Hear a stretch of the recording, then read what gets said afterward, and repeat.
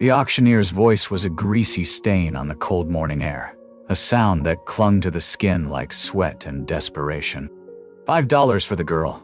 Strong back, won't talk back once she's broken in. A roar of coarse laughter erupted from the grimy faces in the crowd, a wave of scorn that washed over the platform. On that splintered stage, Abigail Thorne stood, not as a woman, but as Lot #4, the number chalked crudely onto the sleeve of her torn dress. Her lip was split, a recent, sharp gift from her father. Her hands were bound loosely behind her back, but her gaze was unbroken. It swept over the leering men, a pair of burning embers in the pale, bruised mask of her face, refusing to be extinguished. Going once, the auctioneer barked, his eyes greedy. Just as his wooden gavel was about to fall, to shatter what was left of her world, a voice, deep and calm as a river stone buried in the earth, cut through the noise. "She walks with me." He stepped from the shadows of the trading post, a Lakota warrior, his presence a sudden, sharp silence in the human chaos. He wasn't armed for a fight, yet every man instinctively took a step back. He raised a single, steady hand. It wasn't a threat. It wasn't a bid. It was a declaration that would change the course of the wind, a promise of a fire in the deep, frozen winter of her soul. Part 1. A single word of defiance. The silence in the church should have been holy, filled with reverence and the weight of God. Instead, it was a suffocating vacuum, thick with the unsaid, sharp as a shard of glass held to the town's throat. Abigail stood before the preacher, feeling the oppressive heat of 100 pairs of eyes on her. The air was heavy with the smell of old wood, melting candle wax, and the faint, cloying scent of Silas Blackwood's expensive cologne. He stood beside her, a monolith of tailored wool and cold ambition. He was the king of this dusty, sun-scorched corner of the world, a man whose land stretched farther than a horse could ride in a day, a man who believed with the certainty of a zealot that everything and everyone had a price, and he had decided Abigail was to be his finest, most beautiful acquisition. Her father, a man whittled down to a sliver by gambling debts and cheap whiskey, had assured him of her compliance.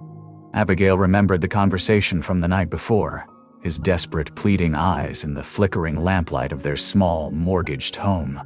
"He'll forgive our debts, Abby," he'd whispered, his voice trembling. "He'll give us a new start. You're a good girl, an obedient daughter." The words had felt like chains, each one another link binding her to a fate she hadn't chosen. Now, standing at the altar, those chains were pulling tight. Silas Blackwood didn't look at her. He looked past her, as if she were already a portrait hanging on his wall. A faint, proprietary smile played on his lips. He was so sure of himself, so sure of her father's control over her. The preacher, a nervous man with a perpetually damp brow, cleared his throat and recited the vows, his voice droning on. He finally turned to her. "Do you, Abigail Thorne, take this man?" The world seemed to narrow to a single point. She could feel the collective will of the town pressing in on her, the weight of her father's desperation, the cold, possessive aura of Blackwood. To say yes was to survive, to secure her father's future, to be safe. It was the sensible choice, the only choice. But the word tasted like poison in her mouth. It felt like a betrayal of some core part of herself, a small, resilient flame that had somehow survived the harsh winds of her life. She thought of her mother, a woman who had quietly withered under her father's apathy, and a cold resolve settled in her heart. She would not wither. She would not be sensible. She looked down at the cracked floorboards, tracing a line in the wood with her eyes. Then she lifted her head, her gaze clear and direct, and uttered the word that would shatter the silence and seal her fate. No, it was not a shout. It was a quiet, solid thing in the air, immovable and absolute. The preacher stopped mid-sentence, his mouth hanging open. A collective gasp rippled through the pews. Silas' smile didn't falter, but it became a sharp, cruel thing. His eyes, the color of a frozen lake, narrowed on her. "Pardon," he purred, the sound a low, silky threat that slid down her spine like a blade. Abigail held his gaze. the small flame inside her roaring into a bonfire. "I said no," she repeated, her voice gaining strength. "I will not marry you." The chaos that followed was swift and brutal. Silas Blackwood's face, for the first time, lost its composure, twisting into a mask of stunned fury. It was the look of a king whose divine right had been questioned by a peasant. Her father, his face purple with a combination of rage and terror, lunged forward. He grabbed her arm, his fingers digging in like claws. "She's overwrought," he cried out to the congregation, to Blackwood. "She doesn't know what she's saying." He began dragging her from the church, his frantic apologies trailing behind them like smoke from a house fire. "I am so sorry, Mr. Blackwood, so deeply sorry. She'll come to her senses, I swear it." But Abigail knew she had never been more in her senses in her entire life. She was dragged back to their home, not to her room, but to the barn. The heavy wooden door slammed shut, plunging her into darkness that smelled of hay, manure, and finality. The sound of the heavy bolt sliding into place was the sound of her old life ending. She sank to the floor, the fight draining out of her, replaced by a cold, terrifying emptiness. But as she sat there in the dark, listening to the frantic sounds of her father's panic from the house, the emptiness began to fill with something else. It was a hard, cold resolve. She had said no. She had chosen herself, and whatever came next, it would be a consequence of her own will. The next morning, her father came to the door. He didn't open it. Through the wood, his voice was hollow, devoid of any fatherly warmth. "Blackwood has made a suggestion," he said. "To repay him for the shame you've brought upon us. To make you useful, there's to be an auction at the trading post. For you." And in that moment, Abigail understood. She was no longer a daughter. She was a debt to be collected. Part 2. The Unspoken Bid. The walk to the trading post was a parade of shame. Her father held her arm in a punishing grip, steering her through the main street of the town that had once been her home. Now, every window held a judgmental eye, every doorway a whispering mouth. She saw faces she had known her whole life. The baker, the blacksmith's wife, her old school teacher, all looking at her with a mixture of pity, scorn, and a morbid self-righteous curiosity. She was the fallen woman, the fool who had spat in the face of fortune. She felt their gazes like stones, but she refused to bow her head. She kept her chin high, her eyes fixed on the horizon, creating a small, silent space of dignity around herself that no one could touch. The auction block was a crude, hastily erected platform of raw, splintered planks. It reeked of spilled whiskey and livestock. Barlow, the auctioneer, a fleshy man with a red, bloated face, shoved her onto it. "Here she is, boys," he bellowed. The girl who thought she was too good for Silas Blackwood. A roar of laughter and jeers went up from the crowd of ranchers, trappers, and drifters. They were a sea of weathered faces, hungry eyes, and cruel smiles. "I'll give you $1 for her," one man shouted. "I'll trade a lame mule and a bottle of rot gut," yelled another. Each bid was a fresh lash of humiliation. Abigail stood motionless, her bare feet pressing into the rough wood. She detached herself from the moment, retreating deep inside to that quiet, fiery place. She let their words wash over her, nothing more than the buzzing of flies. She would not cry. She would not beg. She would not give them the satisfaction of seeing her break. $5, someone bid, and the number seemed to hang in the air. A strong back for farm work, and pretty enough for other chores, if you get my meaning, Barlow added with a wink. The laughter grew louder, fouler. He raised his gavel, going once to Jebediah, and then the atmosphere shifted. A ripple of unease spread through the crowd, the jeers dying in their throats. The men parted, not out of respect, but out of a primal fear. He emerged from the deep shadow of the trading post's porch, moving with the silent, deliberate grace of a wolf. Chaitin. Galshay. He was tall and lean, dressed in buckskin leggings and a simple tunic adorned with intricate beadwork that seemed to capture the light. Two long dark braids, woven with otter fur, framed a face that was all sharp angles and quiet intensity. His eyes, dark and piercing, missed nothing. They swept over the crowd with indifference, dismissing them before they came to rest on her. And in that moment, the world stopped. It was a look she had never received from any man. It held no lust, no pity, no arrogance, no desire for ownership. It was a look of pure, unvarnished seeing. He saw the bruise on her lip, the tear in her dress, the crude chalk number on her sleeve. But his gaze went deeper, past the humiliation, past the defiance, and seemed to see the very core of her, the flame she was guarding so fiercely. It felt as though he had reached across the space between them and cupped that flame in his hands, protecting it from the wind. Barlow, recovering his bluster, sneered. "This ain't for your kind. You got coin, savage?" Chayton ignored him completely. His focus was entirely on Abigail. He reached into a small leather pouch at his hip and produced an object that silenced the remaining whispers. It was a single, perfectly formed eagle feather, its tip dyed a sacred red. It was tied with sinew to a smooth, dark river stone, etched with symbols she didn't understand. With a grace that seemed out of place in this grimy setting, he stepped forward and placed it on the edge of the wooden platform. It lay there, a stark and beautiful contrast to the dirt and filth. "What in tarnation is that?" Barlow sputtered, his face growing redder. "That ain't currency. I don't take beads and rocks." But the gesture, and the profound, immovable silence that accompanied it, held more weight than all the gold in Silas Blackwood's coffers. An old woman in the crowd whispered, "That's a spirit offering. You don't disrespect that." Chayton didn't speak. He simply straightened up and raised his hand, palm forward, holding it steady in the air. It was not a threat. It was not a demand. It was a silent, powerful testament. A shield of honor that shamed the grubby coins and crude jokes of the other men. In that moment, something inside Abigail shifted, a tectonic plate in her soul.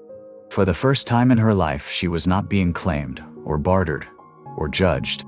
She was being offered a choice, a path away from it all, laid down not with gold, but with honor. She swallowed the lump of fear in her throat and tasted, for the first time, the clean, sharp air of freedom. "I will go with him," she said. Her voice, though quiet, cut through the tension with absolute clarity.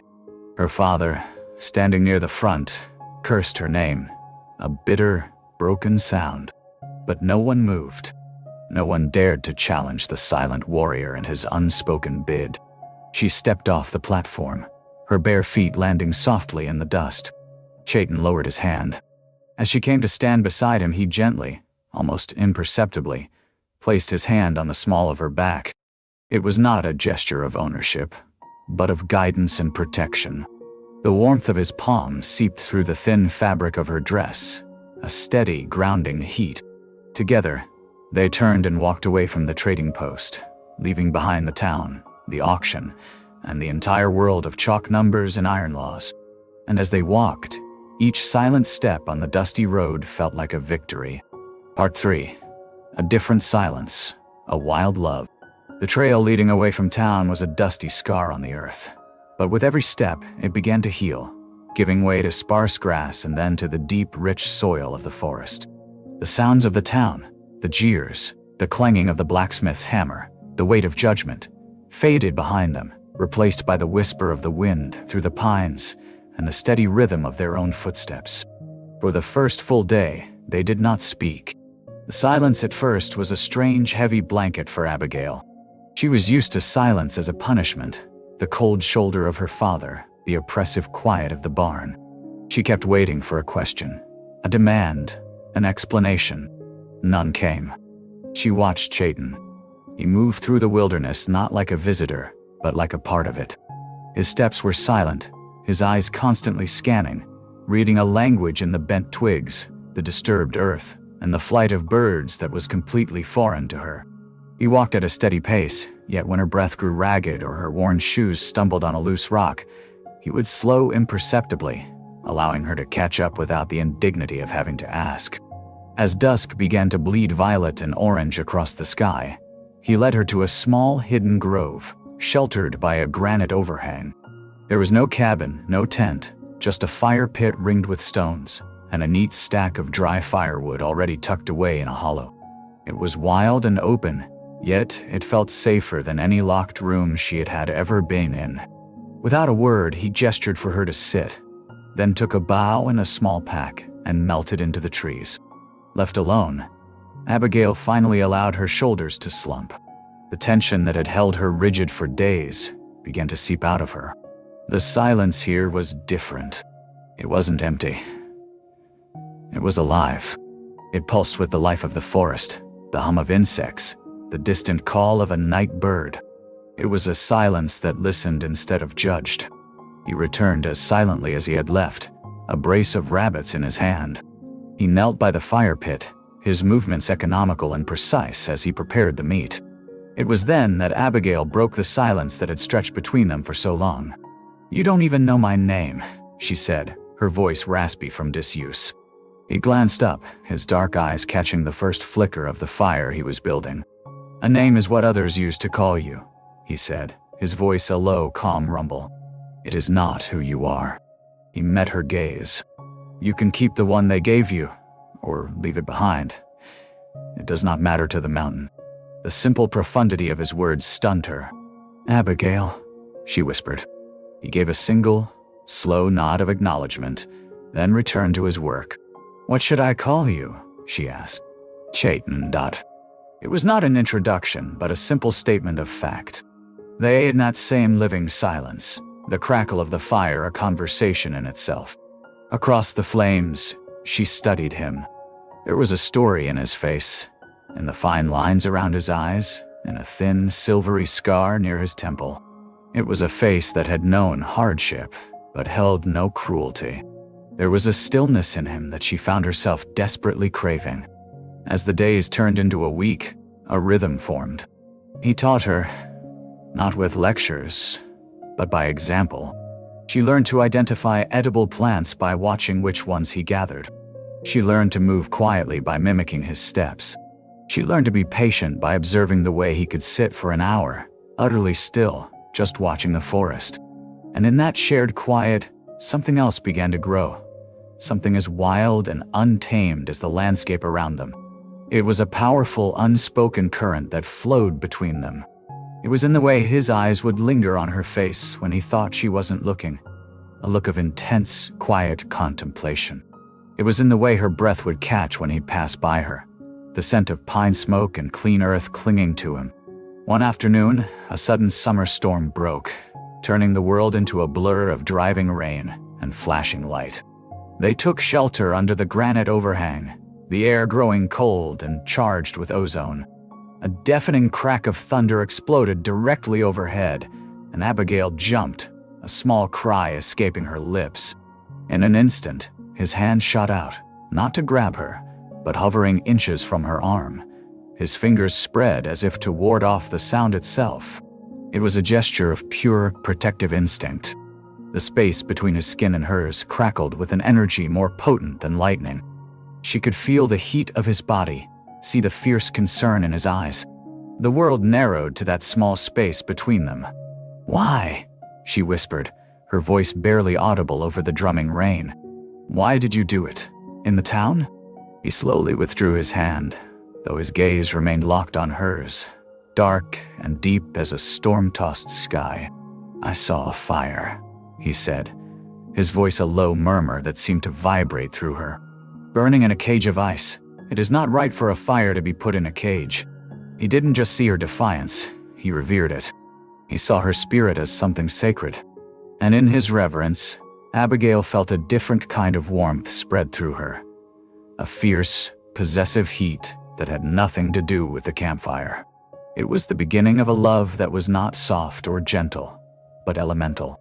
It was a reflection of the land that had become their sanctuary, a love that promised not comfort, but a shared, wild freedom. She found herself longing for his presence when he was away hunting, her heart leaping in her chest at the sound of his returning footsteps. His quiet strength had become the anchor of her new world. Part 4. The Shadow of the Past. Peace in the wild is a deer listening for the snap of a twig, always alert, never fully at rest. The shadow of Silas Blackwood, and the world he represented, was long and greedy. It found them on a crisp autumn morning, the air smelling of wood smoke and damp earth. Abigail was down by the creek, rinsing their wooden bowls, when she saw them, 2 riders on the distant ridge, their silhouettes hard and menacing against the bright sky. They moved with the slow, arrogant certainty of men who believed the world belonged to them. A cold dread, sharp and familiar, pierced through her. Her fingers gripped the bowl so tightly that a crack spidered across the wood.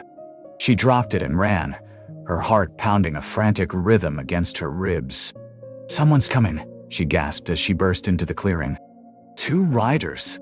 Chayton was already on his feet, his posture calm but radiating an intense alertness. He looked toward the ridge, his eyes narrowed, then handed her a small leather pouch. "Go north through the rocks," he said, his voice low and urgent.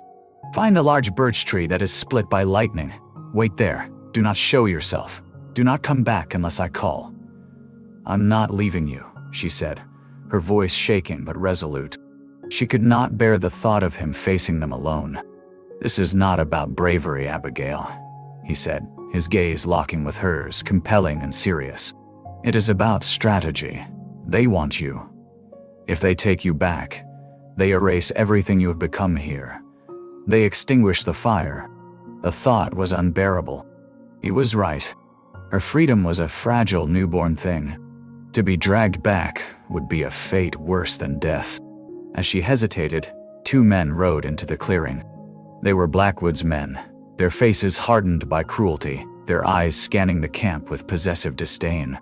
"Well, look what we have here," the larger of the 2 men snarled, spitting a stream of tobacco juice near the fire.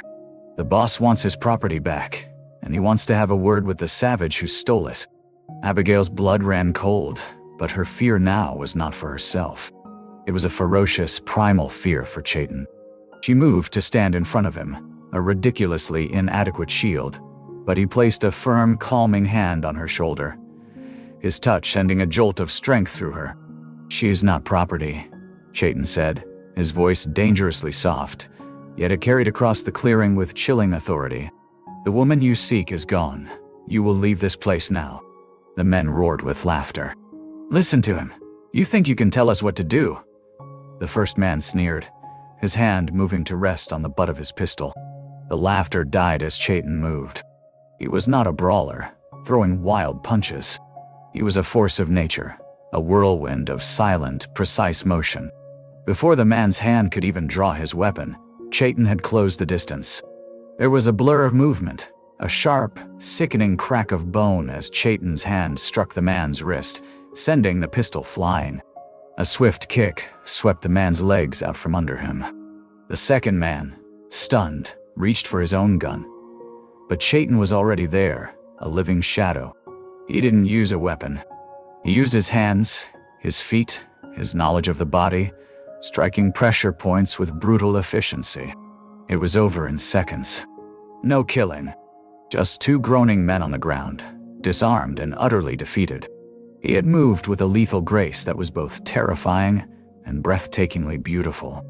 He was not a man of violence, but he was a protector, a guardian of their small, sacred world. And the ferocity of his defense of her was the most passionate, profound declaration of love she had ever known. He stood over the men, his chest heaving slightly, and gave them a message for their master, his voice a low growl.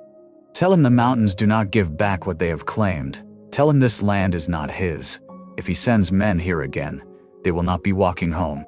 He turned and looked at her, his eyes blazing with the embers of the fight, with a protective fire that was all for her. The world fell away. She saw only him. She ran to him, ignoring the groaning men on the ground, her hands coming up to cup his face, her thumb tracing a new cut on his cheek. "They could have killed you," she breathed, her voice thick with emotion. "They could have tried," he murmured, his hands finding her waist, pulling her flush against him with a possessive force that mirrored the battle he had just won. The adrenaline, the fear, the overwhelming relief, and the deep, wild love that had been simmering between them for weeks finally crested. He lowered his head, and his mouth claimed hers. It was not a gentle kiss. It was a storm, a clash of lightning and thunder. It was raw, desperate, and deeply healing, a frantic confirmation that they were both alive and together. It tasted of the wild, of fire, of freedom, and of a love born in defiance, and now sealed in battle. In his arms, pressed against the solid strength of his body, she was not saved. She was home. Part 5. The Forging of a Name.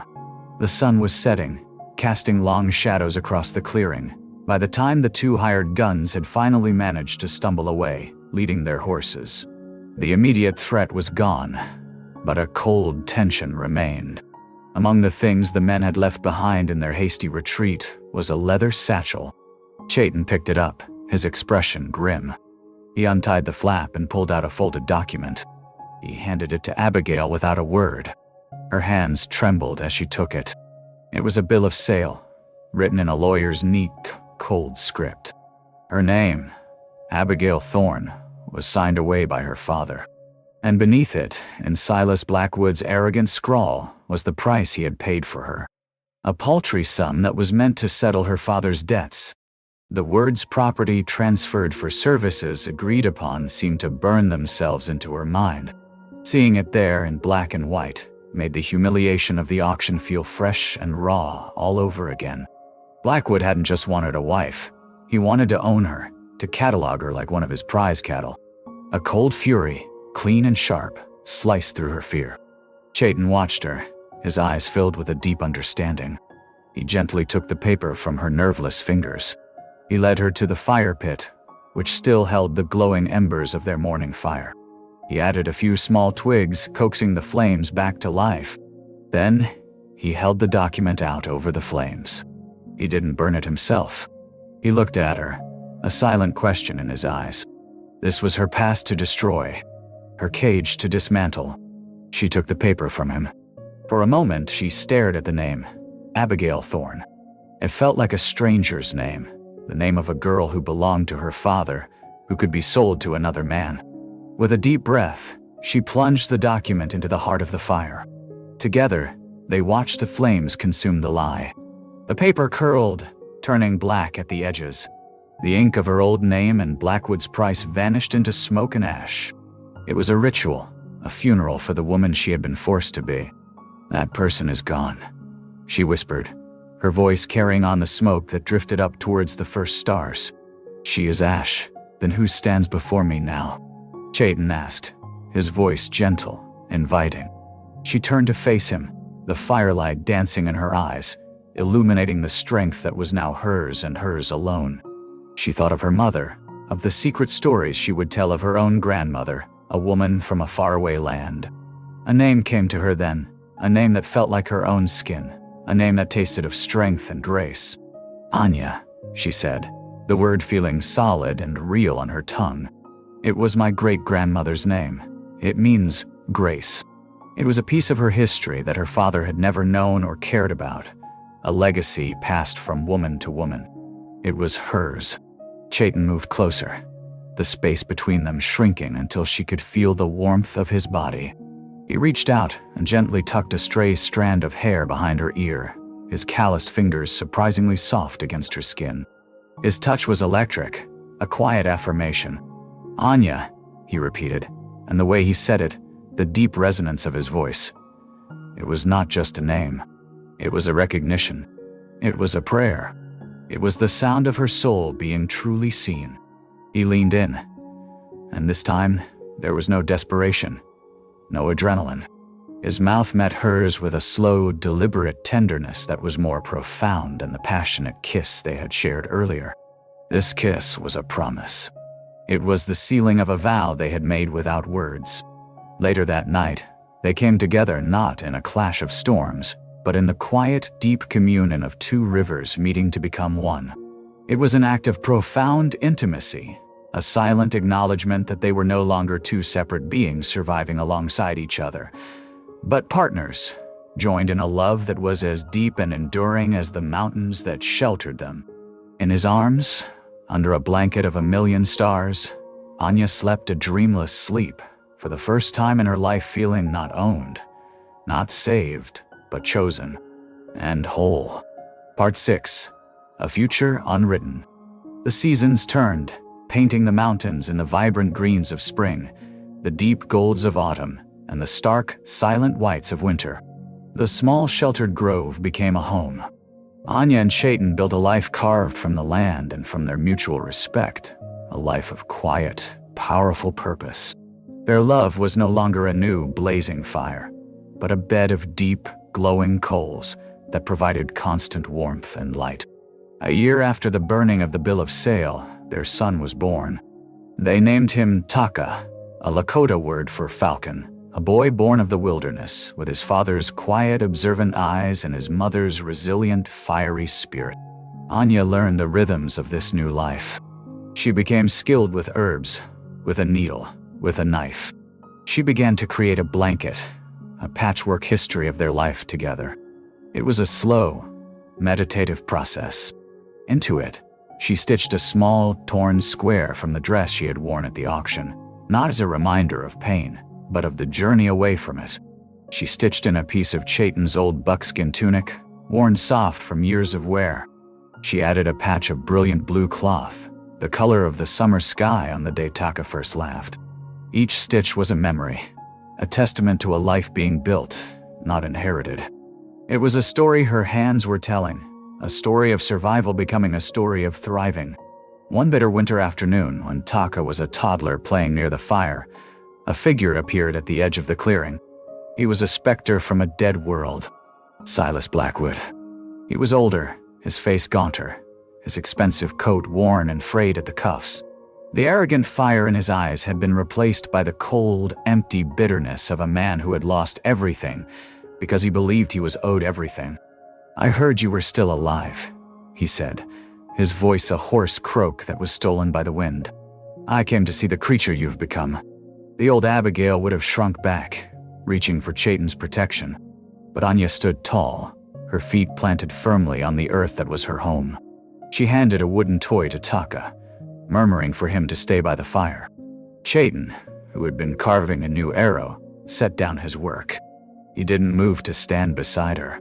He remained where he was, a silent, powerful pillar of support, his presence a statement of absolute faith in her.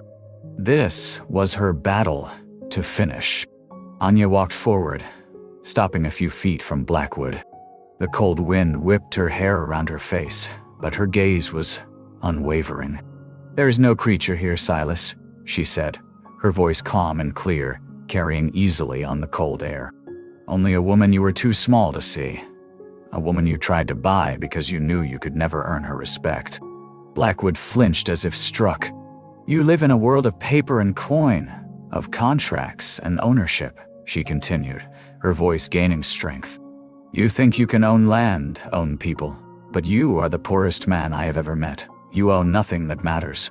She gestured around her, to the towering pines heavy with snow, to her warm, sturdy shelter, to the wisp of smoke rising from their fire, to the warrior who watched her with love in his eyes, to the child who was their future. "This is real. This is my life, a life I chose, a life I built. You have no power here." He stared at her, at the unbreakable strength in her face. He saw the proud, watchful warrior. He saw the life they had forged, a life of richness he could never comprehend. He saw a world he could never own, never touch, never understand. Defeated, not by a weapon, but by a woman's unshakable sense of self, he turned without another word and stumbled away, a pathetic, retreating figure, swallowed by the snow and the vast, indifferent wilderness. He was a ghost, and he had finally faded. Anya watched him go until he was out of sight. Then she turned, a slow, beautiful smile spreading across her face.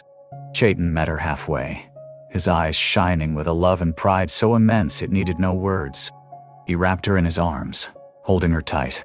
In the quiet of their embrace, they knew they had not just built a home, but a legacy, a testament to the idea that a life and a love could be a wild, beautiful, and unwritten thing.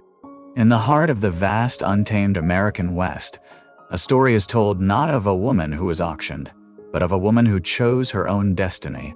Her name was Anya, and her story teaches us that true freedom isn't about being rescued from the fire, but about finding the one who will stand with you and watch as you learn to burn with your own light. It teaches that love, in its purest, wildest form, is not an act of possession, but a profound act of liberation. It doesn't put you in a cage. It gives you the unwavering courage to break the one you're already in. Chaitan didn't save the girl on the auction block. He witnessed the queen within her and simply gave her the space and the honor to rise. Theirs was a story written not in ink on a brittle contract, but in the enduring embers of a fire that never dies, a testament to a love as untamed and magnificent as the land itself. A true tale from our collection of Wild West stories. Thank you for listening. If this story touched your spirit, please consider subscribing to Wild West Stories and share this video to help our community of story lovers grow.